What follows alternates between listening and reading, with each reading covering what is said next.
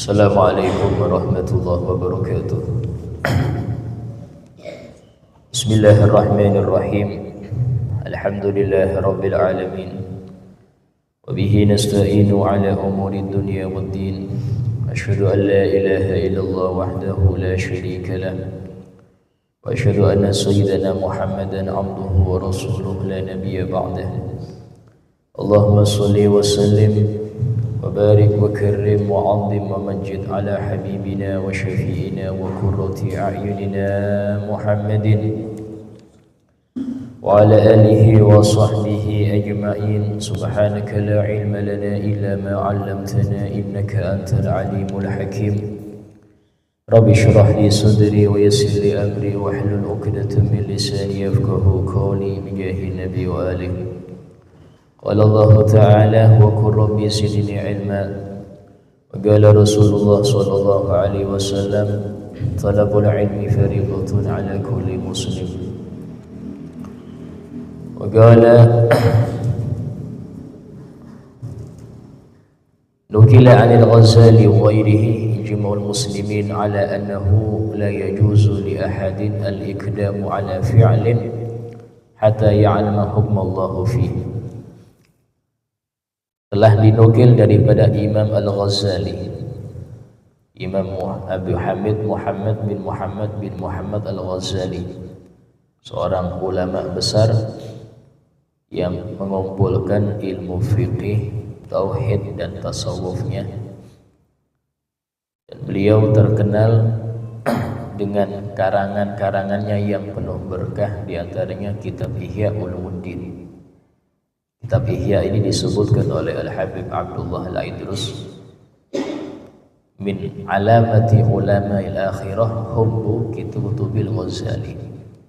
Termasuk ciri-ciri ulama akhirat kalau dia senang kitab-kitabnya Imam Al-Ghazali. Dan termasuk ciri-ciri ulama dunia, ulama yang tujuannya duniawi, ketenaran, pangkat, harta dan sebagainya, itu gak senang kitabnya Imam Ghazali. Ciri-cirinya di situ. Jadi dia mengatakan wali besar Al-Habib Abdullah bin Abu Bakar Al-Idrus. Yang jelas karena memang kitab-kitab Imam Ghazali di situ membuka aib-aib para ulama. Kalau tidak kuat baca, tidak bisa. Ya. Di situ ada aib para ahli ibadah, ada aib orang-orang zuhud, aib orang-orang berilmu, orang-orang yang di masjid terus itu dibahas di situ.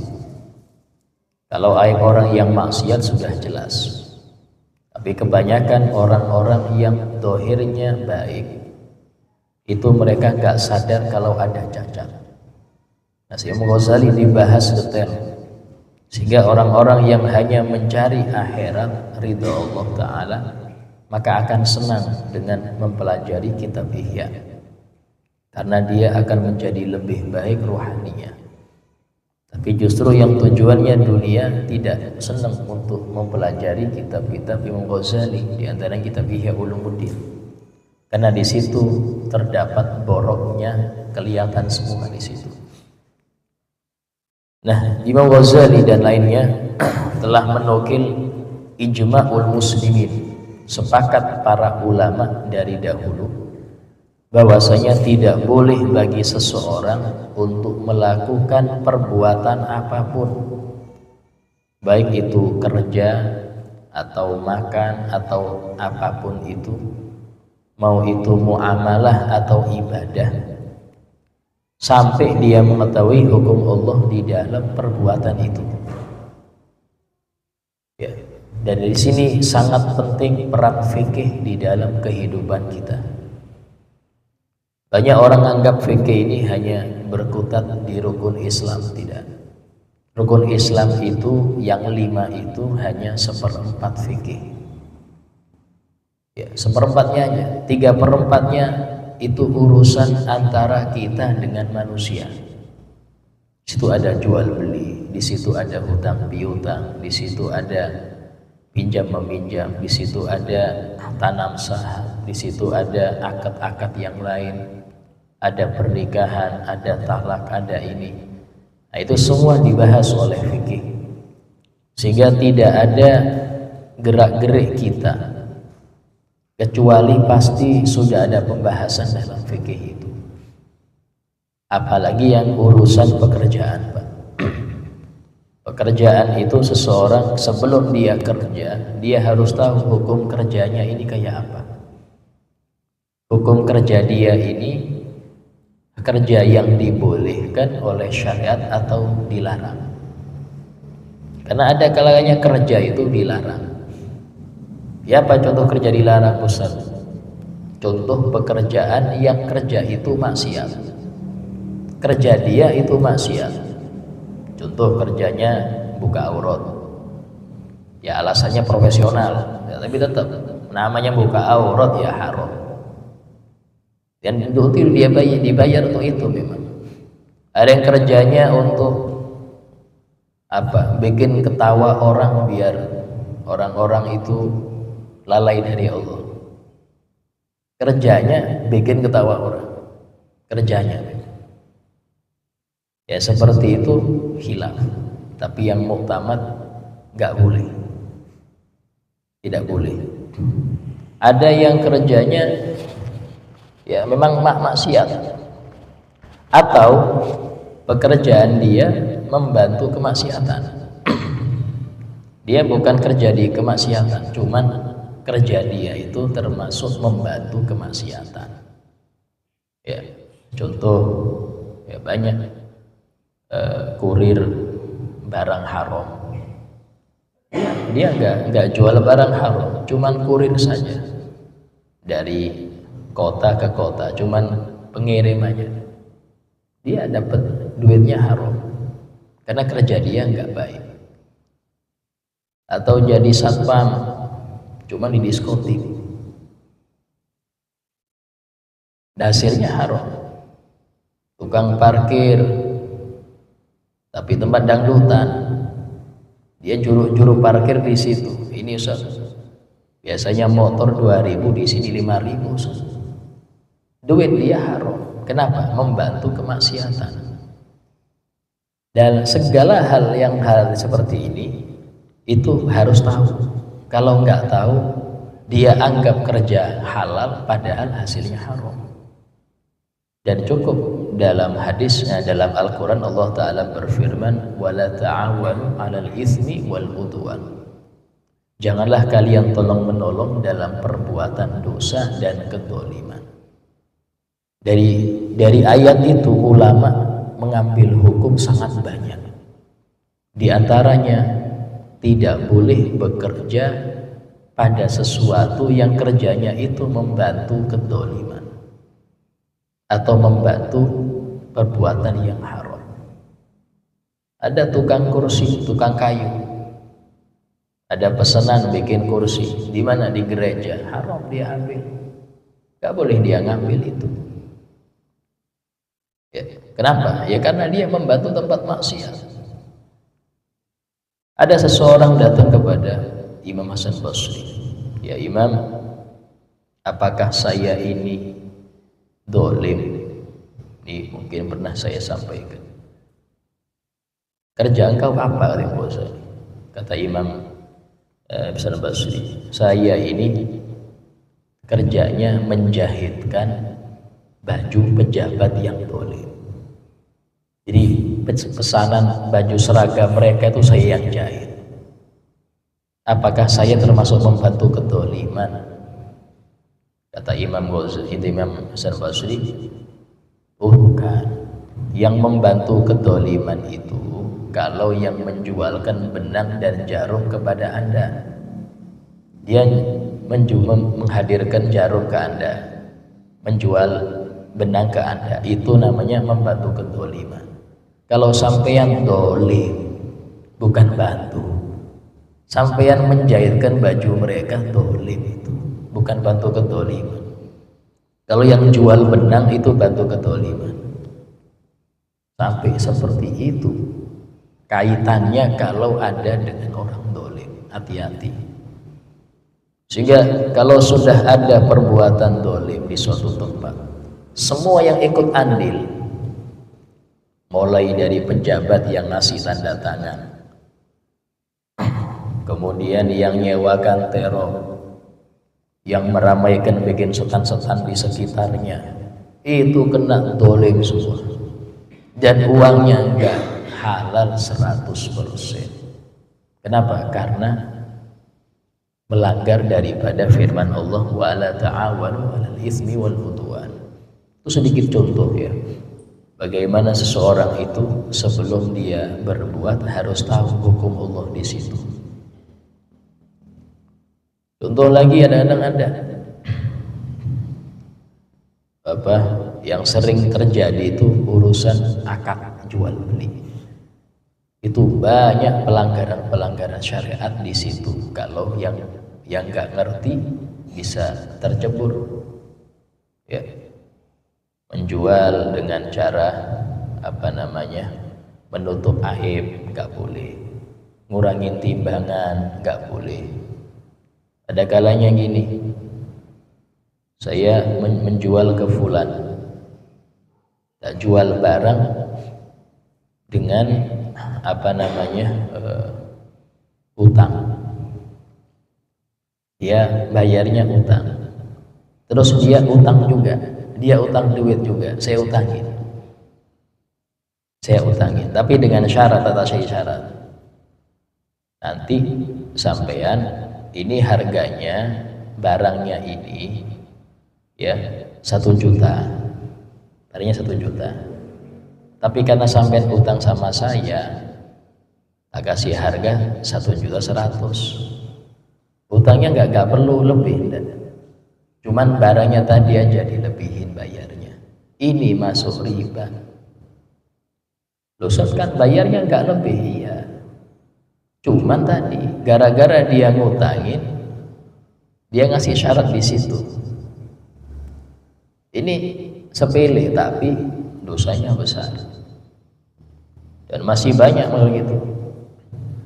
Ustaz utang, oh iya saya utangin, tapi ada tapinya nih, repot.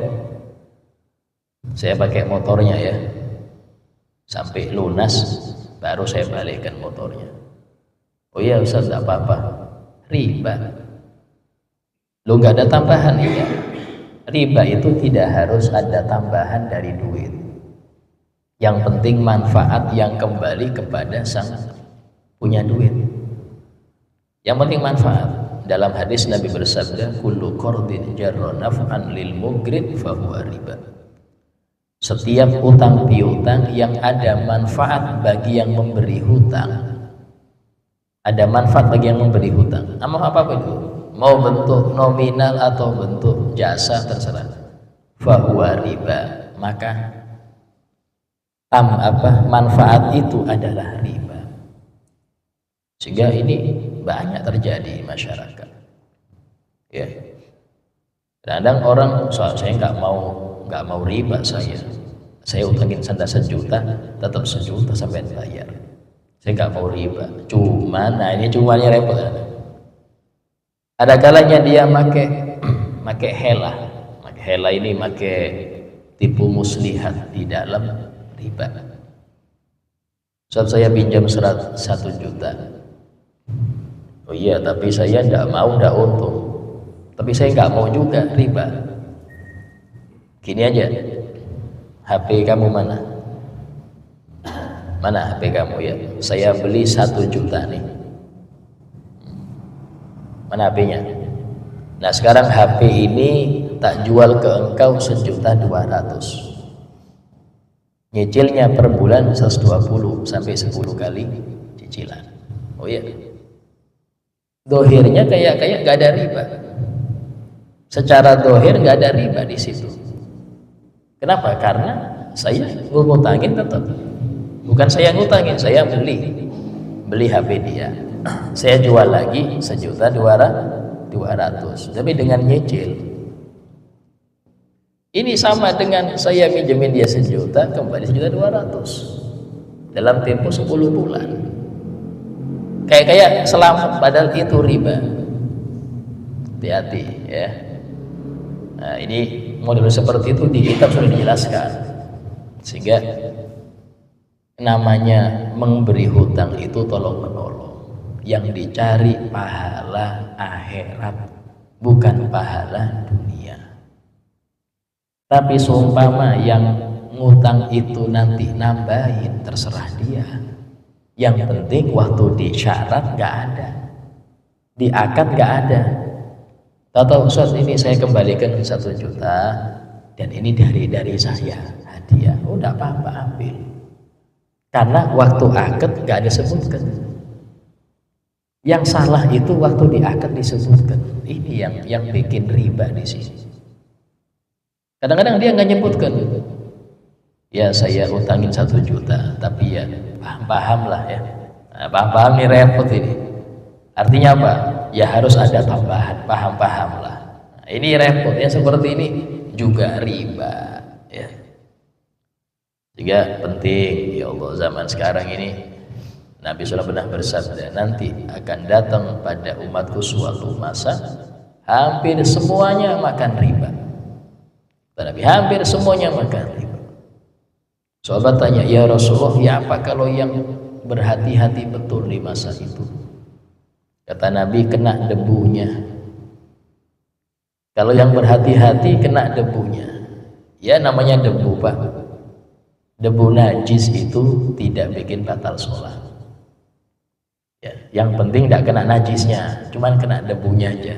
Namanya kotoran kering, kena angin hanya kena sarung Anda, ya tetap sah sholatnya. Yang debunya ya apalagi. Apa debunya itu? Ya baju-baju kita. Rata-rata pabrik rata-rata pinjam kembang dengan riba.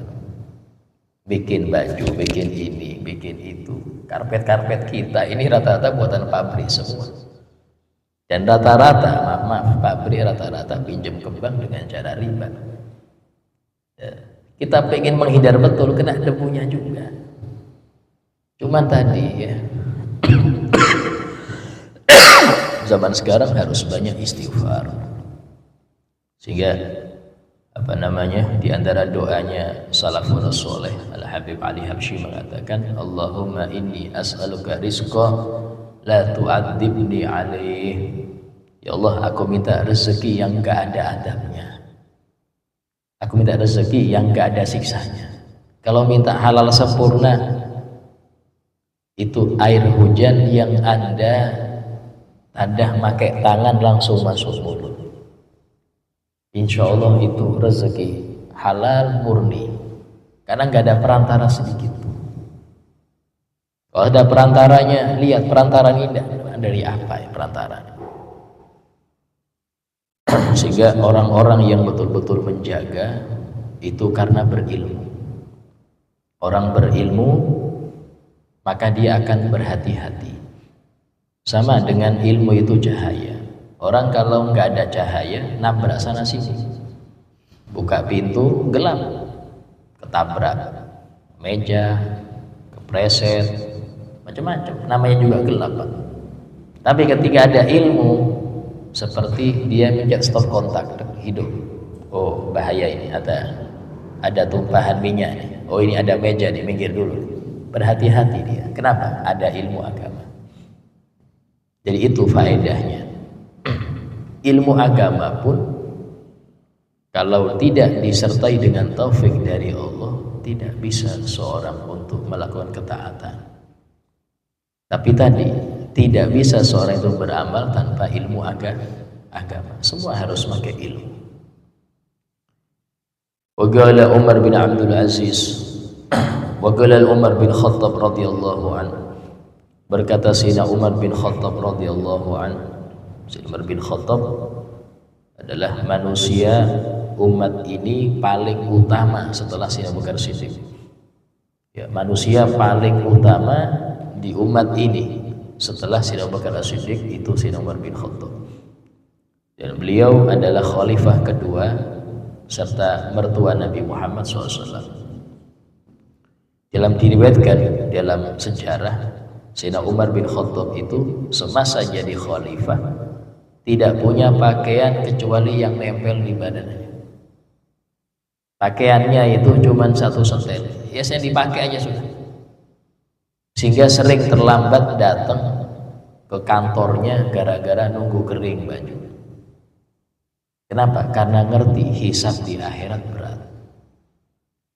Bahkan di hari wafatnya, itu di subuh ketika beliau jadi imam, itu ditusuk oleh Abu Lu'lu'ah al-Majusi, seorang Majusi namanya Abu Lu'lu'ah. Ditusuk 11 kali di perut, 6 kali di bawah pusar. Kalau sudah bawah pusar ini rata-rata meninggal. 6 kali di bawah pusar ditusuk, sehingga beliau ketika dalam keadaan sakarat itu beliau minta minum. Ketika minum, air keluar dari lubang-lubang tusukan, dan beliau mengatakan, ini Umar meninggal hari ini kayaknya.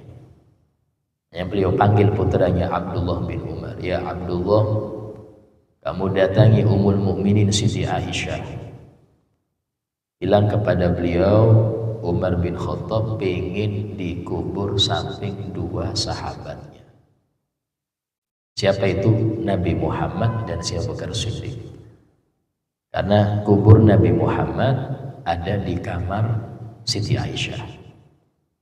Jadi kubah hijau yang sekarang itu dulunya rumahnya Siti Aisyah.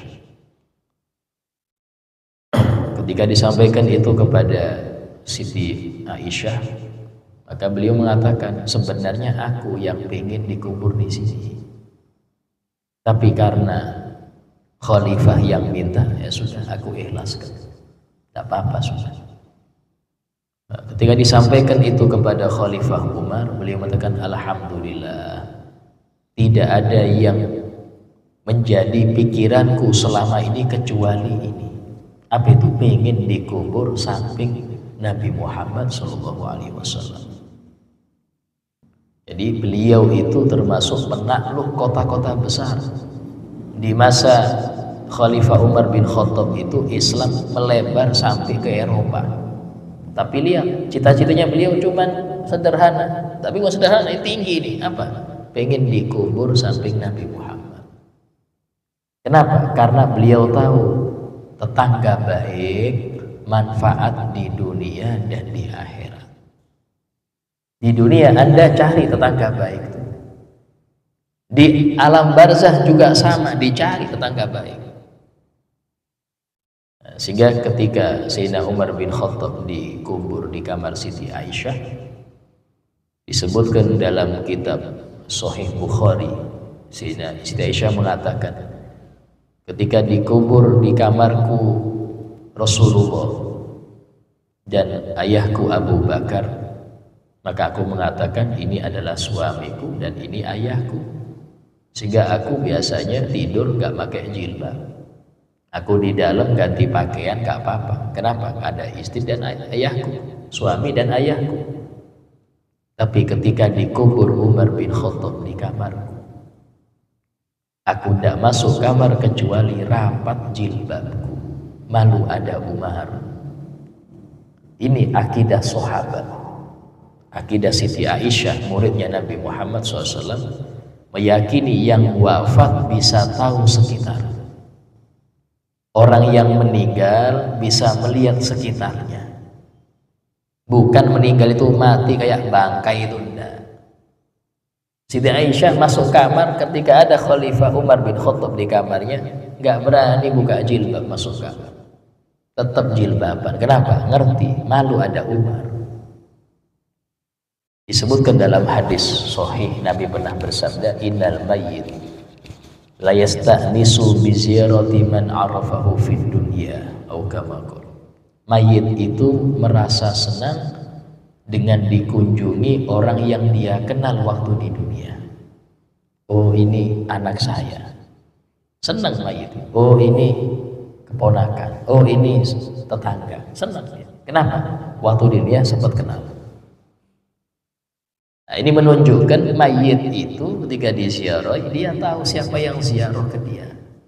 Bahkan merasa senang kalau yang ziarah itu yang pernah dia kenal waktu di dunia. Jadi Sayyidina Umar bin Khattab, beliau mengatakan, la yabi fi suqina wala yashtari man lam yatafaqqah. Tidak boleh menjual, nggak boleh membeli di pasar kami, ke pasar muslimin. Nggak boleh bertransaksi jual beli di pasar muslimin orang yang nggak ngerti fikih. Ini kata Sayyidina Umar bin Khattab. Ketika beliau jadi khalifah, dilarang, nggak boleh jual beli kecuali yang ngerti fikih jual beli. Kenapa? Fa inna man lam yatafaqqah, karena orang yang nggak ngerti fikih berani-berani transaksi jual beli, akalan riba, khawatir dia makan riba, wa huwa la ya'lam, dan dia nggak sadar kalau dia sudah berbuat dosa. Berapa banyak orang merasa biasa saja ngurangin timbangan. Berapa banyak ya orang penjual itu nutupin aib barangnya agar tidak ditawar terlalu murah. Sampai-sampai kadang-kadang saya mau beli mobil, itu saya bawa ahli bengkel untuk meriksa mobil ini cacatnya di mana. Kenapa? Karena penjual nggak nyebutkan. Harusnya kewajiban penjual itu menjelaskan ini kekurangannya di sini, Pak. Entah itu mesinnya, entah pernah ini harus dijelaskan. Wajib itu. Sekarang jarang. Justru kadang-kadang sang pembeli ini saking nggak percayanya dengan penjual, dia bawa ahli bengkel untuk meriksa mobil yang mau dia beli. Padahal itu kewajiban penjual menjelaskan kurangnya itu. Karena pembeli tidak ngerti ini kayak apa, baik apa. Pasti penjual bilang, oh baik ini, nggak ada cacatnya. Kita beli apa? Mau HP kah? Motor kah? Yang second ya.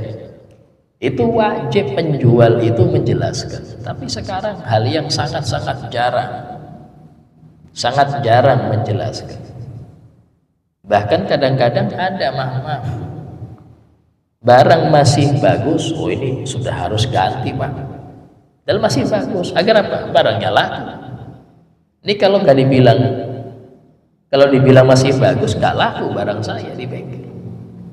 Padahal masih bagus, loh ini sudah wajib ganti, ini harus ganti semua agar laku barang dia. Haram. Kalau memang ini masih layak dipakai, nggak boleh dia mengatakan ini sudah nggak layak, ini harus diganti nih. Itu nggak boleh. Ini hal-hal yang seperti ini banyak terjadi di masyarakat. Kenapa? Tidak ngerti hukum fikih. Akhirnya yang penting untung besar. Justru semakin pembeli itu semakin bungul, ya, semakin nggak ngerti, kesempatan sudah. Diobrak-abrik dia punya motor atau mobil. HP pun sama. Kenapa? Karena tadi nggak ngerti fikih. Sehingga beliau mengatakan wajib harus ngerti fikih. Fikih apa? Bukan fikih sholat. Fikih sholat urusan tiap hari. Fikih jual beli. Orang yang kerja itu juga harus ngerti fikih kerja. Anggap seorang karyawan ya, ketika dia kerja di suatu pabrik atau toko, dia ini akadnya akad apa? Dia akad apa dia? Oh ini akad sewa jasa. Jangan sewa jasa kan? Kasarnya gini, saya ini ya kalau kerjasama dengan tukang itu ada dua. Ada tukang harian, ada tukang borongan. Ada tukang harian, ada tukang borongan. Ini yang saya sewa jasanya ya. Kalau yang borongan, saya tidak peduli dia masuk jam berapa, saya nggak peduli. Karena patokannya yang penting beres baru saya bayar. Hitungannya kan di situ. Mau dia bolos sehari 2 hari, itu bukan kesalahan dia. Karena yang penting beres baru cair. Tapi kalau model-model karyawan itu bukan borongan, Pak. Karyawan itu harian. Sehingga dia digaji dari jam sekian sampai jam sekian. Ada kerja, nggak ada kerja, dia harus hadir itu. Karena dia gaji per hari. Jadi gaji per hari. Nah, orang yang dia gajinya itu hitungan per hari bukan borongan, maka gak boleh dia masuk terlambat atau pulang terlalu cepat, karena gajinya gak berkurang. Kalau gajinya utuh sementara dia tidak sesuai dengan waktu yang ditentukan, maka dia memakan sesuatu yang haram atau syubhat. Nah, yang seperti ini banyak yang nggak paham. Mama. Pegawai itu tanggal 8 jam 30 harus masuk, datang jam 9. Nah, itu repot ya.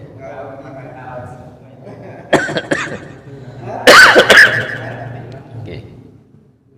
Nah, itu yang seperti itu juga tidak dibenarkan ya. Itu bukan cuma pegawai, hampir semua yang kerja, mau pabrikan, mau karyawan toko sama. Karena mereka digaji dengan hudur, kehadiran mereka. Ada kerja garap, gak ada kerja, yang penting hadir. Ada kalanya orang itu yang penting, Ustaz, saya kasih tugas ini. Kalau saya beres, saya boleh untuk pulang, boleh ini karena sudah beres. Nah, ini model borongan. Ada seperti itu, kerja di pabrik tapi borongan modelnya dia, bukan kerja harian. Ada seperti itu. Contoh, ini masang kabel ya, dari sini sampai sini tugas engkau. Berapa bayarannya? Sekian. Ya sudah. Dia bayarnya di situ aja, selesai, pulang. Dan dia nggak masuk, nggak apa-apa, karena tugasnya sudah beres. Karena dia digaji hanya untuk itu.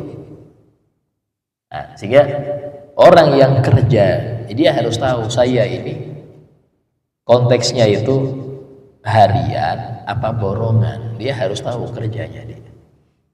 Ya, kalau dia model harian, nah hati-hati di dalam dia istilahnya korupsi waktu ya. Karena kadang-kadang gaji itu cairnya utuh terus, tidak dilihat, oh ini kurang sekian, ini dipotong. Kalau dipotong enak, aman kita, nggak sampai ke haram. Tapi masalahnya nggak ada potongan. Nah, nggak ada potongan, itu yang agak repot. Nah, itu contoh ya. Belum masalah dia dalam berkeluarga. Berkeluarga banyak orang nggak ngerti fikih masalah nikah, ujug-ujug nikah. Tapi banyak pelanggaran dia di dalam berinteraksi dengan istri. Kenapa? Nggak ngerti fikih tadi.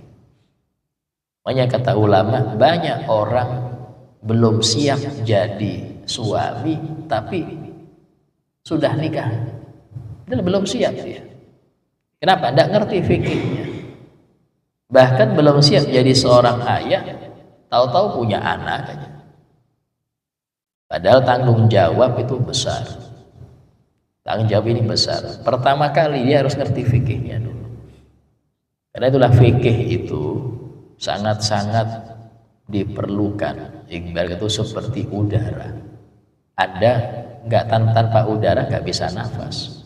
Tanpa fikih kita nggak ngerti mana hak mana batil, tabrak semua. Dengan fikih kita bisa paham. Jika salah sebagian orang yang mengatakan wis nggak usah fikih, cuman kulit aja. Kadang ada itu. Tasawuf aja yang inti ilmu batin itu. Hati-hati ngomong seperti ini. Itu ucapan-ucapan orang-orang yang gak mau Anda jadi baik. Imam Malik itu pernah didatengin seseorang, wahai Imam, ajari aku ilmu batin. Datang Imam Malik, Imam saya ajari saya ilmu batin. Kata beliau, tahaqqaq bi ilmi dhahir. Dalami dulu ilmu yang dhahir. Fikih itu dalami dulu. Yuwarrithukallah ilmal batin. Kalau engkau ngamalkan itu, engkau pelajari fikih atau amalkan, maka Allah akan memberi engkau ilmu batin. Dan itu beliau jawab sesuai dengan hadis. Nabi SAW pernah bersabda, man amila bima alim. Siapapun yang mengamalkan dengan apa yang dia ketahui dari ilmu fikih, warrasullah ilma ma lam ya'lam. Niscaya Allah akan memberi dia, mewariskan ke dia ilmu yang gak pernah dia tahu. Apa itu? Ilmu batin. Karena itulah ilmu ma'rifat itu nggak pernah tertulis di buku, nggak pernah tertulis, Pak. Kalau ilmu ma'rifat tertulis, maka kesempatan orang nggak pernah sholat bisa ma'rifat. Yang penting cerdas. Biasanya orang kafir ma'rifat, padahal ilmu ma'rifat ini ilmu tinggi, tidak diberikan kecuali oleh Allah Ta'ala bagi yang siap. Karena itulah ilmu ma'rifat itu ilmu hadiah. Hadiah untuk siapa? Untuk yang dia berilmu dan mengamalkan ilmunya. Istiqomah terus, Allah kasih ilmu ma'rifat. Namanya sir. Sir ini rahasia. Namanya rahasia yang nggak dibuka, Pak, rahasia. Jadi kalau ada orang obral, oh saya ahli ma'rifat, berarti bukan ahli ma'rifat. Karena ma'rifat itu sesuatu yang berharga, nggak mungkin dikoar-koarkan, nggak mungkin. Ya. Tapi kalau ma'rifat yang wajib, seperti mengetahui sifat wajib bagi Allah, itu ya namanya ma'rifat, tapi bukan ma'rifat yang inti. Itu banyak, wajib termasuk ilmu wajib.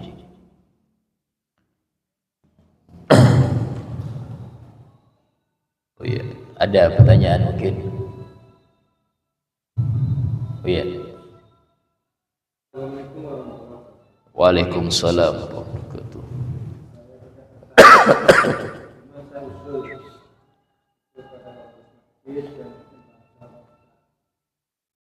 Lalu usaha kita masih tambahkan, artinya jamaah kita ini banyak, usahanya barangkali diumumkan setelah sholat, setelah salam atau sebelum umat. Nah, mungkin disampaikan ada pengajian. Oh, okay. Karena di situ belum tentu dilihat. Barangkali begitu saya usul. Ya usaha siapa tahu kan seperti yang bertahan, bukan ya tidak tahu dia orangnya memang sudah bertahun-tahun Pak Ustaz ini pengajian di sini, orangnya aja tidak saya tahu kan. Kalau yang masalah begitu jawab orangnya beda Pak. Buktinya sama manggil kan banyak salah masalahnya, tapi setelah itu pulang dengan orangnya itu yang bertahan mendengarkan. Ya insyaallah apa bisa diikhtiarin ya. Fadilah habibina syafiina wa sallam fi anfil dhunub istaghfir bishfil kurub. Al-Fatihah. Bismillahirrahmanirrahim. Alhamdulillahirabbil alamin arrahmanir rahim maliki yaumiddin.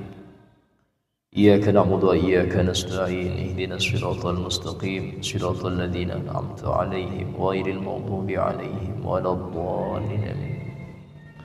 Bismillahirrahmanirrahim. Alhamdulillahirabbil alamin. Allahumma shalli wa sallim ala sayyidina Muhammad wa ala alihi wa sahbihi ajma'in.